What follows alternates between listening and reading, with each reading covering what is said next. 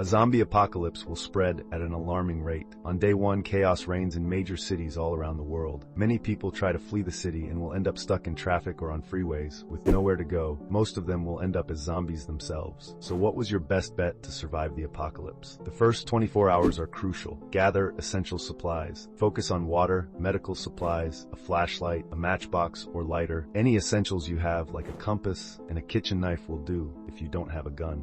You have 2 weeks or so to get out of the city before it is bombed by the military. After you gather the essentials, wait till nighttime to get away from the crowded areas. All the supermarkets have been stormed by people with heavy weapons, so your best bet is office buildings. Every office tower in America will be stocked with food and water. You spend the day waiting and watching as the city comes apart. A few others from around the office building have joined with you, and you've got the start of a small group of survivors. From the start, take the lead of the group and assign people tasks. A few days have passed by, and the group needs cars and weapons to get out of the city. The group takes all the emergency axes and sets out to the nearest police station, only a few blocks away. You move at night and do not engage with zombies or anyone. You arrive at the police station and see others have had the same idea as you did. It's been barricaded. Luckily, as it's only the initial days of the apocalypse, people let you in. You now have access to a few leftover pistols and ammo. It's clear that both groups need renewable food and water, neither of which you can get in the city. After a day, the group is split on how to proceed,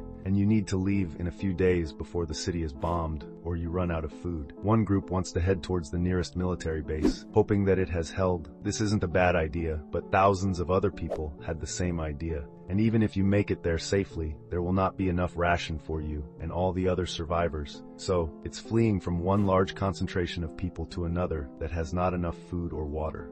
You plan to head to an isolated area with sustainable land and fresh water, so you and your group load up some reliable cars with remaining supplies and gasoline that you collect from other vehicles. Your goal is to get out of the city and head north, where there is land, food, and water, and it's cold for zombies. The moment that the temperature drops to freezing, even the fastest zombie is going to become a popsicle. You start your drive. The streets are a mess, but you manage to navigate past wrecks and small hordes of zombies. You need to stay off the freeways, as they are bound to be full of traffic, so stick to the streets until you make it out of the city. It took you a full 24 hours to get out of the city. Do not stop the convoy for anything but gas. You raid any gas station you come across and gather paper maps of the freeway system to get to Canada. You might be tempted to quickly raid some of the big department stores you drive past, but they are crawling with zombies, so you devise a plan to ensure minimal engagement and gather all the canned food and winter supplies. You're making much better progress now thanks to your paper maps. You use them to avoid the freeways and use back roads, where the area is much freer. You've been mostly hitting small gas stations and convenience stores, with occasional big store raids. By now you have gathered camping equipment, a few rifles, and loads of rounds for each. You also get survival equipment like fishing poles and lures. You'll need those for your new life in the cold.